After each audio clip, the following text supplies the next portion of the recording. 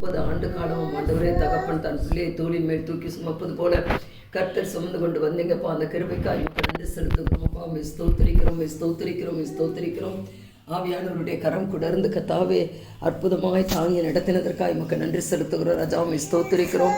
தாங்குவேன், ஏந்துவேன், சுமப்பேன், தப்புவிப்பேன் என்று சொன்ன தெய்வ ஆவியானவர் தாங்கி ஏந்தி சுமந்து தப்புவித்து கத்தாவை கண்மணி போல பாதுகாத்து அற்புதமாய் நீர் வழி நடத்துகிற கிருபையை நினைத்து உமக்கு நன்றி செலுத்துகிறோம்.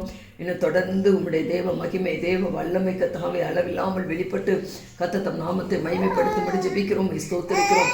புதிய ஆண்டுக்குள் பிரவேசிக்கிற தமது மகனுக்கு பிரவேசித்திருக்கிற தமது மகனுக்கு புதிய கிருபைகளையும் புதிய பலனையும் புதிய அபிஷேகத்தையும் கத்தர் அளவில்லாமல் கட்டளையிட்டு ஆவியானவர் தாங்கி நடத்தும்படி நாங்கள் ஜெபிக்கிறோம், ஸ்தோத்திரிக்கிற ராஜா. ஸ்தோத்திரிக்கிறோம் அப்பா. நன்றியோடு கூட ஸ்தோத்திரிக்கிறோம். உன்னை வாழாக்காமல் நான் தலையாக்குவேன், நீ கீழாகாமல் மேலாவா என்று சொன்ன வாக்கு தத்தத்தின்படி தேவ ஆவியானவர் பிள்ளைகளை வாழாக்காமல் தலையாக்கி கீழாகாமல் மேலோங்க செய்து கத்தாவே எல்லா விதத்திலும் பிள்ளைகள் வாழ்ந்து சுகமாய் இருக்க தேவன் கிருபை பாராட்டும்படி ஜெபிக்கிறோம்.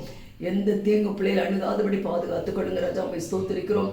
அபிஷேகினாவையும் உங்களுடைய கரத்திலே கொடுக்கிறோம். மகளையும் பலப்படுத்துங்க. மகளுடைய சரீரத்திலும் நல்ல சுகப்பட ஆரோக்கியங்களை கற்றுக் கொடுத்து நாமத்தை மகிமைப்படுத்த ராஜா. ஸ்தோத்திரிக்கிறோம். ஷெரினாவையும் இடத்துல ஒப்பு கொடுக்கிறோம். ஆவியானவர் தாம் இந்த சிறு பிராயத்திலிருந்தே கத்தருக்கு பயப்படுகிற பயத்திலும் உண்மை பற்றி அறிகிற அறிவிலும் அதிகமாய் வளர்ந்து பெருக ஒரு சின்ன சாமுவேலை போல தேவனுடைய சத்தத்தை கேட்கிற பிள்ளையாய் கத்தர் அபிஷேகித்து